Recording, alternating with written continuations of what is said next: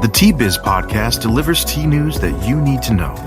A recap of the week's major headlines with commentary and cultural trends hosted by Dan Bolton. It is the voice of origin for tea professionals and enthusiasts worldwide.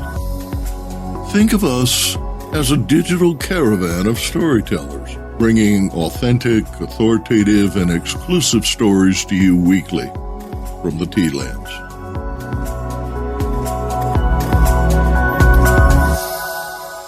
Hello, everyone. Here are this week's headlines. Generation Z and leisurely tea. The survey shows retail frontline workers exhausted and underappreciated. And India's Tea Employment Plateau. Plus, Tea Biz travels to Kansas City, Missouri, to discuss with Emilie Jackson, founder of Emilie's French Teas, the ongoing evolution of specialty retail and independent shops and tea rooms. More in a minute, but first, this important message. What makes a perfect cup of Ceylon tea? The perfect cup is from the tea businesses that ensure the protection of all the children living within their tea estates. We salute Kailani Valley, Talawakili, Bogawantalawa, Harana, and Elliptia tea estates. Support Save the Children, Sri Lanka. Post-COVID, young people in the UK report doing quieter activities and a longing for spending time alone.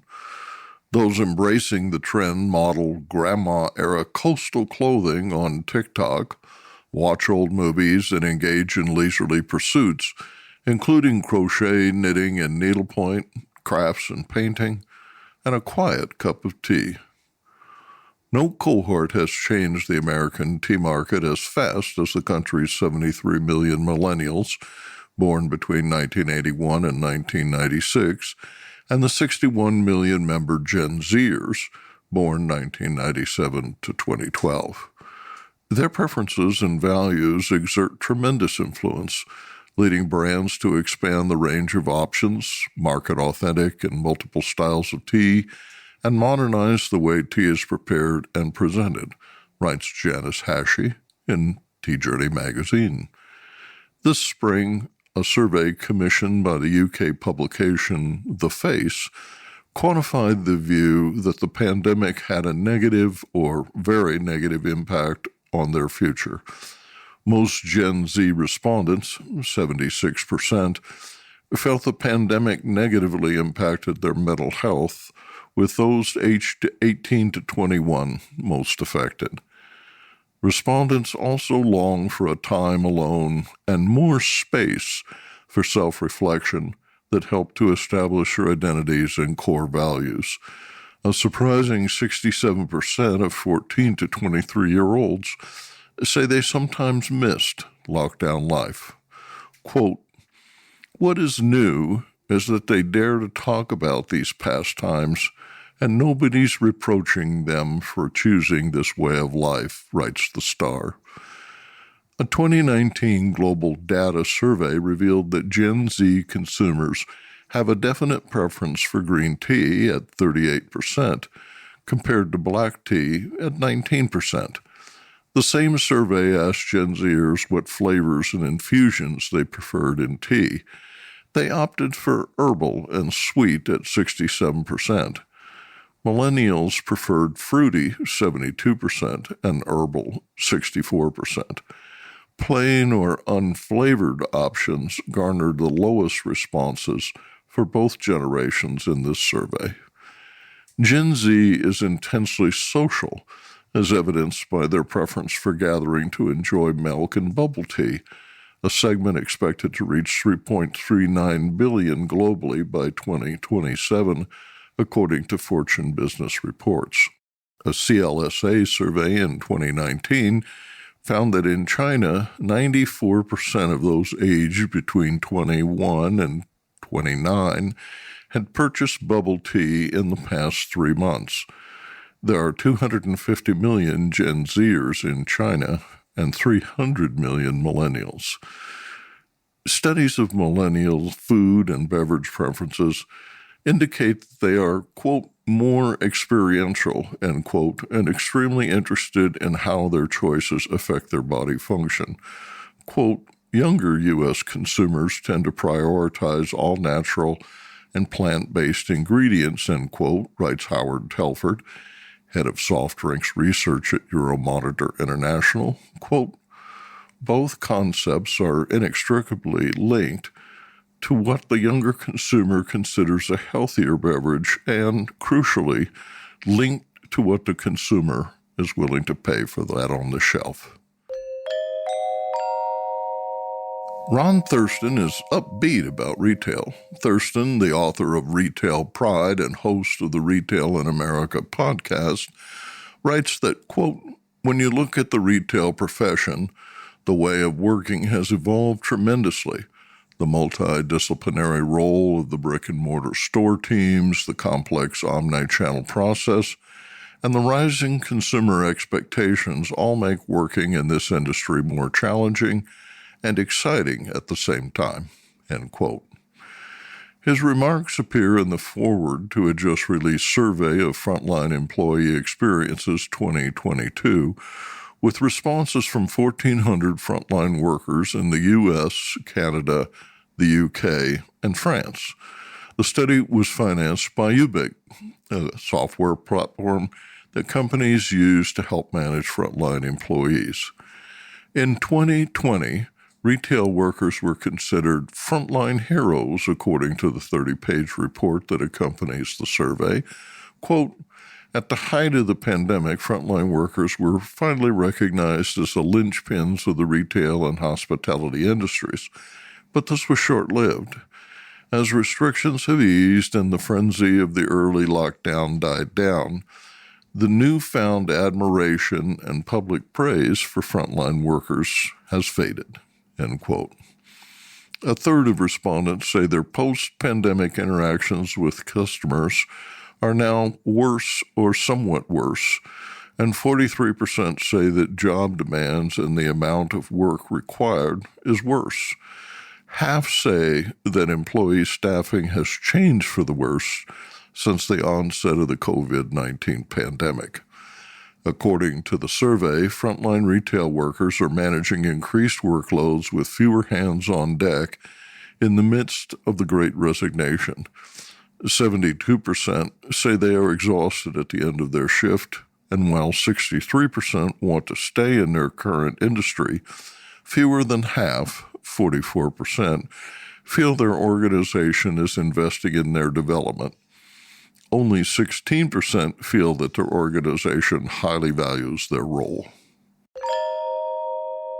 Quote, approximately 4 million people are handing in their notice every month, with retail and hospitality experiencing record-breaking quit rates, according to the survey.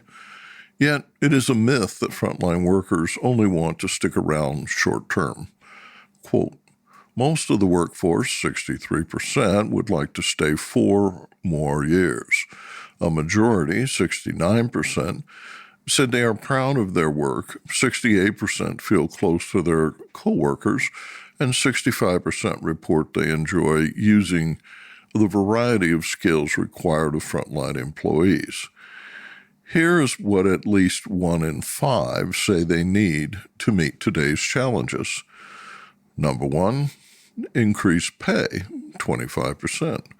2, increased employee recognition. Incentives for high-performing employees. Communication that is clear and frequent. And greater flexibility in scheduling. Quote, employees want more than just more money, writes Zubik. When we ask them which workplace attributes they feel are most important, they rank trusting their employer and feeling valued and supported by management almost as highly as their wage. To meaningfully invest in employees and make frontline careers attractive again, you need to invest in solutions that combat the tough realities that frontline workers face daily, concludes Ubik. The Times of India recently published a statistical analysis that offers useful insight into the tea industry's labor challenges. Labor requirements vary by region, but generally account for 65 to 70% of the cost of production. Wage minimums are fixed and much work is seasonal. Dr. Prashant Prabhakar Deshpande writes that 10 million people derive their livelihood from tea, of which 51% are women. He notes that since 2006, the number of tea plantation employees has plateaued. Growth remains stagnant, he writes. Temporary workers account for most of the 1.26 million directly employed in tea cultivation and processing. Deshpande calculated the decadal change in employment from 1950 to 1959. Labor declined by 3% during those years, followed by a further 12% decline from 1960 to 1969. During the next 30 years, the number of tea workers surged along with increases in acreage, yield, and exports, according to Deshpande. Plantation employment increased from 750 to 850,000 people during the 1970s and expanded by another 200,000 during the 1980s. During the 1990s, the growth rate exceeded 20%, and employment topped 1 million. The rate then slowed to a net gain of 50,000 workers during the early 2000s. Quote, from 2010 to 2016, for 7 years, the change in labor employment in tea plantations was zero, he writes. In fact, since 2006, there has been no change in the employment in the tea plantations in India. End quote. Business Insight. Reforms to the Tea Act now under consideration are designed to re-energize the sector and will likely stimulate employment, with investments in automation being a necessary counterweight long-term. Tea employs relatively few among the nation's 100 to 150 million farmers, but tea can be a profitable cash crop.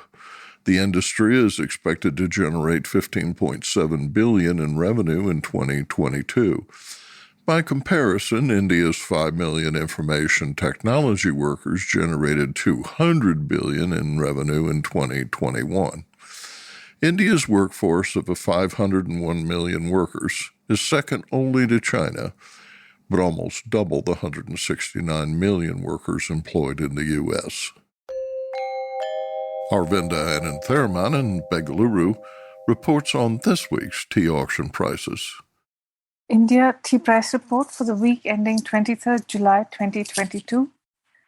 This week's report comes from Munnar in Kerala, where the monsoon is in full swing, but the rain has paused for a couple of days. The Met Department continues to report heavy rains in Assam, Meghalaya, and also the Nilgiris. In markets, Russian imports of both CTC and Orthodox has reportedly increased over the last fortnight. In auctions, sale 29 saw good demand for both leaf and dust in Guwahati. Major blenders were active and prices were marginally higher than the previous week with fewer unsold lots. In Kolkata, Orthodox tea saw strong demand and the Middle East was active. The other categories of CTC and dust also saw good demand. Exporters were active for Darjeeling with 55% sold. Average prices were lower than the previous week, with only CTC leaf seeing slightly higher prices. In the south, Kochi saw improved prices for leaf tea grades, and exporters to the CIS countries in the Middle East were active. In Kannur, 92% of CTC leaf on offer was sold, and all the green tea on offer was sold. And now, a word from our sponsor. Hello, I'm Bogdan, a passionate tea drinker and the inventor of the ultimate tea machine, the Brew Maker 1. Preparation is key to making fine tea. Sequential steepings deliver the best taste possible and unlock the true value of whole leaf teas and botanicals. Brew automates that process without using any pots or capsules. This simple-to-operate, smartphone-controlled device stores steeping profiles to consistently make great tea at the push of a button. Brew also reduces time, waste, and energy. That's because I engineered the brew to remember control settings for temperature, brewing time, and quantity.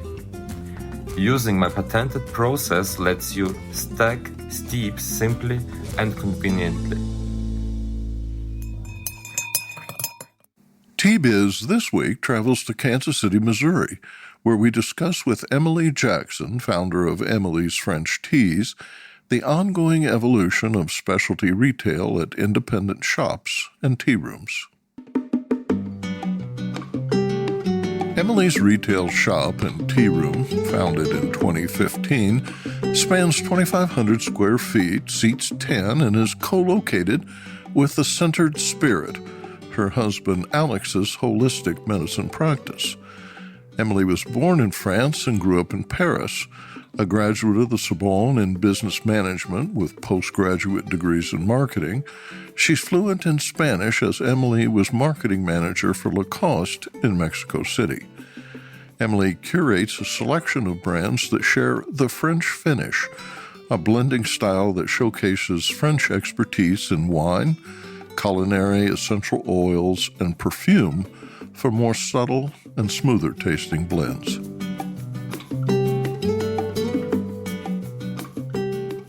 Specialty tea retailers in the U.S. and Canada that survived lockdowns are now experiencing a precarious post-pandemic, pre-recession economy marked by steep inflation and rising interest rates. Retailers note that while the pandemic increased demand for better quality tea, in-store traffic declined as consumers enjoyed their tea at home. Home has always been the preferred location for folks drinking tea, but prior to 2020, tea and food service accounted for 20% of global tea revenue. To attract consumers back to their cafes, tea rooms, and shops, retailers are teaching courses in person and via webinars, promoting happy hours, hosting evening entertainment, conducting food pairings and tea tastings, scheduling demonstrations on tea making with travelogues, and offering delivery service, curbside pickup, and even drive-through. Is experiential tea the key to retail customer retention? I've been in the retail business for a long time. And if you think about experiential, this is not new. Creating an experience, creating a universe where people can feel transported or anything like that. So when we created the shop, was always about sharing our love for travel, our love for cultures, different cultures. That's why you can see different ambience for the culture we are from and other culture where I lived in or we learned from. What has changed before and after COVID is that you can see that people are coming less in retail shops in general. I feel like whether it's still sometimes a fear for just being around people, or whether it's just a change of habit. A lot of people, even older generation who like to go in store, now has learned also to do online shopping and things like that. So I have even people that are really close by that order online and then just pick up the tea. So in that regards, that's what has changed. In some ways also, and I would say it's more specific to the United States because, as you can hear, of course, I'm not native from the region, but I have observed also something that I feel like more in the United States rather than other countries, is that we're focusing on at-home habits. That people in the US sometimes, you go a lot here, you go out a lot and everything. And as uncertainty came and reached the doors of a lot of people, and economic part of it is also looked at. And people have started during the pandemic at making the things at home, mm-hmm. And including probably, a lot of people, you had statistics that of people turned into actually tea because it was comforting. So that was good for us, but at the same time, it was more, again, making it at home. So if you look at the tea room itself, of course, that's going to have an impact, right? So, as far as changing strategy, it's more about how do you deliver your product or put it in the hand of your customers, whether they want to be in store or they just want to have the product because we like it. So that's where the communication comes from. I don't know if I change that much my strategy because it's all about education. And I've always wanted to educate people about the different types of tea because there's so much misinformation out there. And maybe the only thing I would say, social media has pros and cons. One of the cons I would say is sometimes there is a lot out there and not always good information. Emilie, online sales were a lifeline for many smaller tea rooms when they were ordered to close and later as they faced restrictions that prevented their previous level of service. First of all, we were lucky in some ways. It's just that when COVID hit, I was just finishing the online store. Mm-hmm. So when clients started to ask, hey, can you do curbside or everything like that? So we were able to do it. It's a learning curve, everything that needed, plus technology and everything like that. As far as logistics and everything, I would say what was hard is we import tea most of the time, and people sometimes don't understand that, but the tea from the Camellia sinensis, it's mainly grown in Asia, in Africa, in India. When it comes to deliveries in the fall, winter, when you get even more sales because in the US, again, there is a pike when it's colder because everybody was actually ordering online and all the different USPS and everything like that. They didn't have enough worker to... So those are kind of things that sometimes when the client was close by, I would deliver it myself. That happened. Do you perceive that your customers are trying to refine their taste in tea, that they are buying more expensive tea? Or do you feel that because of inflation and concerns about a recession, that people are beginning to trade down? It's a good question. First of all, for us, we're already a niche market. We're more high-end product in the tea category. So our people that come to see us, whether they know our brand or they know they've been in France and they experienced some of that and they're looking for that. So we're already more niche for that. So I do think, yes, probably we've been impacted by that, and we're probably going to be impacted further as we may be getting into a recession. I hope people also find real pleasure that they can buy, and that's one thing of our tea. Price range is higher, but those are small things that you can do for yourself that doesn't really break the bank either. So. Were prices pressured upward because of logistics and complications and shipping in particular, shipping expenses? Shipping costs has increased a lot. Did you pass those costs along to your customers? Well, actually, not that much. Not as I was suggested to do that, but it's really hard, to which point the customer can take it. But at some point, it's hard for us too because everything has increased. If you think about it, the overhead for just having a brick and mortar. Yeah. People don't think about that, but that's a lot of costs incurred. And then shipping has definitely been much more expensive. I bought $98 worth of tea the other day, and they charged me $44 to deliver. Yeah, I'm not surprised. And it's enough. If you see, a $44 bill on top of your delivery, on top of your base price, theoretically they shipped for free, but it didn't actually work out that way. With the Chinese teas, there's a 15% surcharge because of the tariffs, so that's pushed it up. Shipments from China have been a lot more expensive. We don't have big volume. In order to decrease the shipping costs, because prices go overboard, and we're talking about 1 or 1/3 of even the price of the cost of the goods. As you come into the shop, you see that we actually have a new retail, so we're getting a second brand. I prefer having a few, but really well curated, rather than too many. How would you define teas that appeal to the French? There's a difference for me between the tea cultivation and the tea culture. Mm-hmm. Tea cultivation is where you actually grow the tea. Mm-hmm. And I explain that to our customer, where our tea comes from. And how do I pick the partners that I work with. I want to make sure, it's fair trade and the teas have no pesticide or anything like that. That's one thing. So all the teas that we curate come from all around the world, as I mentioned earlier. And what makes really the difference of the French art of tea is how we finish the blend. We use expertise in wine, culinary, essential, and perfume to make the right blend. And I think it goes back to our history with wine, actually.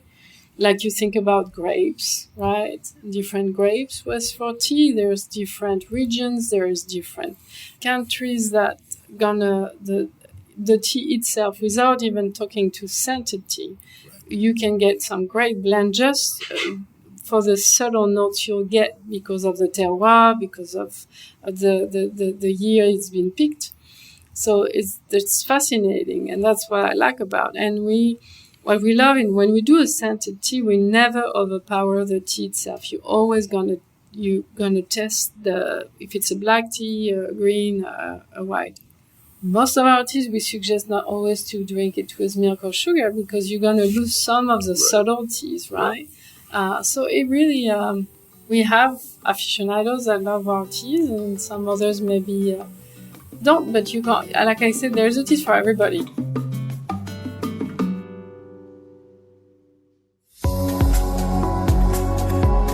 Intrigued by what you heard in today's podcast? Would you like to learn more from our global network of Tea Biz journalists and tea experts? Remember to visit the Tea Biz website for more comprehensive coverage.